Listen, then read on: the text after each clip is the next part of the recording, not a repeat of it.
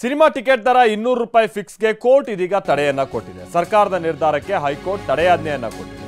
ಹೈಕೋರ್ಟ್ನ ಏಕಸದಸ್ಯ ಪೀಠದಿಂದ ಮಧ್ಯಂತರ ತಡೆಯನ್ನ ನೀಡಲಾಗಿದೆ. ಮಲ್ಟಿಪ್ಲೆಕ್ಸ್ಗಳಲ್ಲಿ 200 ರೂಪಾಯಿ ನಿಗದಿ ಮಾಡಿತ್ತು ಸರ್ಕಾರ. ಸರ್ಕಾರದ ನಿರ್ಧಾರವನ್ನು ಪ್ರಶ್ನಿಸಿ ಕೋರ್ಟ್ಗೆ ಹೊಂಬಾಳೆ ಫಿಲ್ಮ್ಸ್ ಮತ್ತೆ ಮಲ್ಟಿಪ್ಲೆಕ್ಸ್ ಅಸೋಸಿಯೇಷನ್ ಎಲ್ಲ ರಿಟ್ ಅರ್ಜಿಯನ್ನ ಸಲ್ಲಿಸಿದ್ದರು.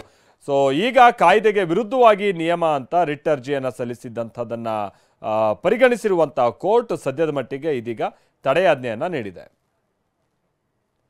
ನಾವು ಪ್ರತಿನಿಧಿ ಮಾಲ್ದೇಶ್ ಜಗಿನ್ ಇದಕ್ಕೆ ಸಂಬಂಧಪಟ್ಟಂಗೆ ಕೆಲವರನ್ನು ಮಾತನಾಡಿಸಿದ್ದಾರೆ. ಸಾರಾ ಗೋವಿಂದ್ ಅವರೆಲ್ಲ ಮಾತನಾಡಿದರೆ ಬನ್ನಿ ಏನು ಹೇಳಿದ್ರೆ ಕೇಳೋಣ.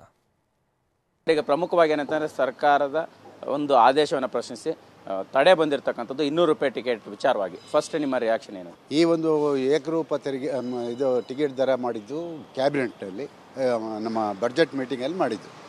ಕ್ಯಾಬಿನೆಟ್ಟಲ್ಲಿ ಅಪ್ರೂವ್ ಆಗಿ ಈಗಾಗಲೇ ಅದು ಆದೇಶ ಹೊರಬಿದ್ದಿದೆ.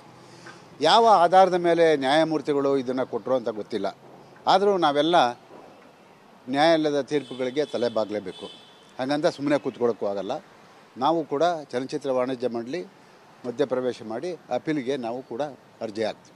ಇವತ್ತು ನಾಳೆ ಯಾವುದೋ ಒಂದು ಪರಭಾಷೆ ಚಿತ್ರ ಬಂದಾಗ 200, 150 ರೂಪಾಯಿ ಇದ್ದ ಟಿಕೆಟ್ನ 600, 800, 1000 ಮಾಡಿಕೊಂಡು ಅಲ್ಲಿ ಕನ್ನಡ ಚಿತ್ರಗಳಿಗೆ ಸ್ಕ್ರೀನ್ ಇಲ್ದಂಗೆ ಮಾಡ್ತಾಯಿದ್ದಾರೆ.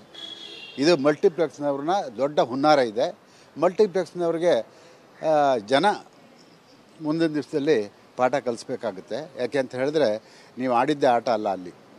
ಯಾಕೆಂದರೆ ಎಲ್ಲ ಬದುಕಬೇಕು, ಎಲ್ಲರೂ ಬದುಕಬೇಕು. ಹಾಗಾಗಿ ಮಲ್ಟಿಪ್ಲೆಕ್ಸ್ನವರು ಇವತ್ತು ಇಂಥ ಒಂದು ನೀತಿಯನ್ನು ಅವರು ಅನುಸರಿಸಿರೋದು ಕನ್ನಡ ಚಿತ್ರರಂಗಕ್ಕೆ ಮಾರಕ ಆಗಿದೆ. ಅದೇನೇ ಆಗಲಿ ನಾವೇನು ಮಾಡಬೇಕೋ ಅದನ್ನು ನಾವು ಮಾಡ್ತೀವಿ. ಇವತ್ತು ಕೋರ್ಟ್ನಲ್ಲಿ ಆ ಒಂದು ಹಿನ್ನಡೆ ಆಗಿದೆ. ಆದರೆ ನಾವು ಇದನ್ನು ಪ್ರಶ್ನೆ ಮಾಡ್ತೀವಿ, ಯಾವ ಆಧಾರದ ಮೇಲೆ ನ್ಯಾಯಮೂರ್ತಿಗಳು ಕೊಟ್ಟರು. ನಾವು ಕೂಡ ಈ ಆದೇಶವನ್ನು ಪ್ರಶ್ನಿಸಿ ಕೋರ್ಟ್ನ ಮೊರೆ ಹೋಗ್ತೀವಿ, ಜೊತೆಗೆ ಸರ್ಕಾರದ ಪ್ರತಿನಿಧಿಗಳನ್ನು ಕೂಡ ಮಾತನಾಡ್ತೀವಿ ಅನ್ನೋ ಹೇಳ್ತಕ್ಕಂಥದ್ದು. ಕ್ಯಾಮ್ರಾ ಪರ್ಸನ್ ರಮೇಶ್ ಜೊತೆ ಮಾಲ್ತೇಶ್ ಜಗಿನ್, TV9 ಬೆಂಗಳೂರು.